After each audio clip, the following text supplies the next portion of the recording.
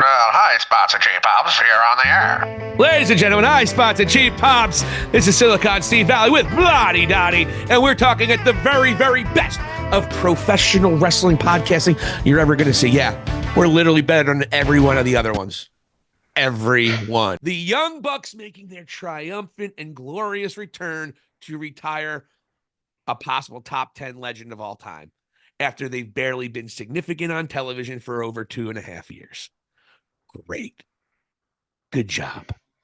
Sorry, I don't want anyone getting crazy.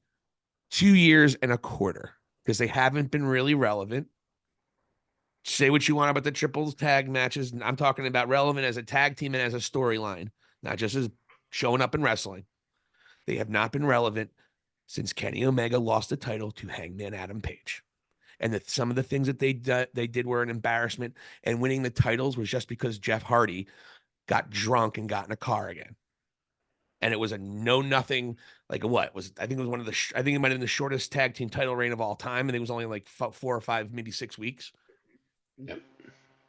It was completely irrelevant. They have not been an impact player in the tag division or in storylines since Kenny Omega lost that world title.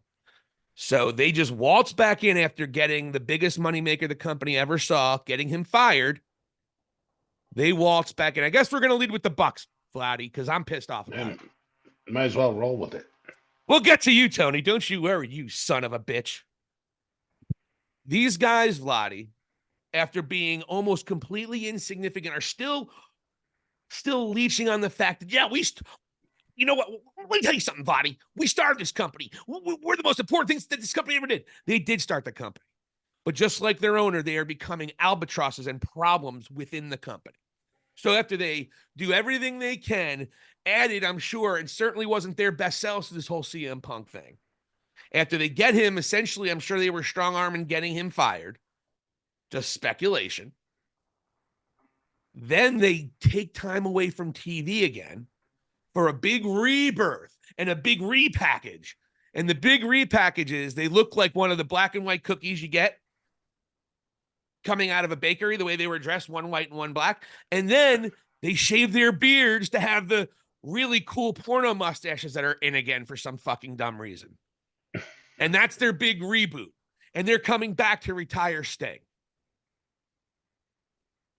I don't know if I can defend any of this. And Vladi Dottie, you and I have almost gotten into shouting arguments with me defending these two motherfuckers. Yeah, true. Like literally, we got into it on this show, heavily got into it. I'm saying, look, I can't see them being this bad. I can't see them being this immature. I can't see them. But the reality is they haven't been impact players. They haven't done their jobs correctly. And the balls to just come out and they're going to retire Sting. It's ballsy. I don't like it. I wanted to do something else. I would have maybe seen, rather like many people, maybe Darby versus Sting, or have a significant feud. Now, the Bucks might be able to turn this into something where they become complete scumbags and they super kick Ric Flair and they do everything they can, and then they're going to get the pin on Sting to maybe set them up to a new chapter in their careers, because they certainly need a rebrand, because they are not even a top 5 tag team in the world anymore. Maybe I don't even think a top 10. No. So they're going to need this. This can't just be like respect. They've got to be scumbags here, and they got to be, what's the word I'm looking for? Entertaining for the first time since Kenny's shoulders were pinned to the mat by Hangman Adam Page at Full Gear 2022. Sorry, 2021. Is it possible that they can be entertaining? Since around that time, I haven't really seen it. I don't know. When they were enthralled in that, they were good. I think they had a good first tag team title run as when they were baby faces and turned heels and they were with the Elite. That was good, but they had the whole package going on there. This is important for them, folks. And look, this is the problem. It's not important for them in the case that they're going to get fired or they're not going to get booked any way they fucking want. Right. And by the way, I'm not saying they don't put anyone over. I don't want anyone putting words in our mouths. These guys have done a lot to give back to the people they wanted to. They've gone and been great people to work with, to the people that they care about and love. Not so much other people. Now that goes two ways in many respects. But I thought it took a lot of audacity, and quite frankly, I don't think the Young Bucks deserve to give Sting his retirement match. That's my take, Vladi. What's your take? I agree with you. I don't understand, and like in pre-production, we're saying that like evidently Sting was like, yeah, I'd like to have my retirement match be a tag team match and with the Young Bucks. And you and I are trying to figure out perhaps why. I don't understand the connection. I don't see the connection. And considering the lack of history there overall, like I never think there's never been a time in my life and on Sting's entire career, even watching him as a fan in his most current AEW run, that I ever thought, wow, Sting, Young Bucks, Sting, a connection of any kind, like be it a match, a friendship, an alliance, anything.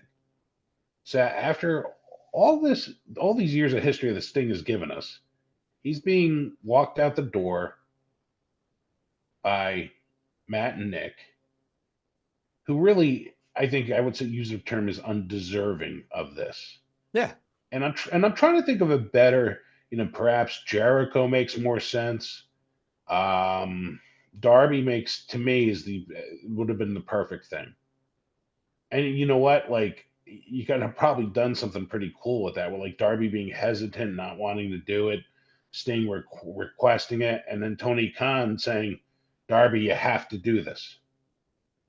And not for nothing, a big part of that, Vladi, is that who's been the strongest member of that team every time they've tagged? It's Sting's show. Yeah. It's been Sting's show. So it should have been something that Darby needed to get to move out of Sting's shadow. It's something that he needed to know for himself. Easy storyline. The love, the camaraderie. They're going to be pulling out of nowhere. They're going to have to make it the Young Bucks being scumbags. If it goes respect, it's going to be corny and lame, and the Bucks are going to do what they always do since 2022. They're going to be boring and lame, and they're going to get the mild reaction that they got at Daly's Place. Thank you so much for watching High Spots and Cheap Pops. For Vladi Dottie, this is Silicon Steve Valley. Hit the subscribe button and let us know what you think. Thank you for watching, and here endeth the lesson.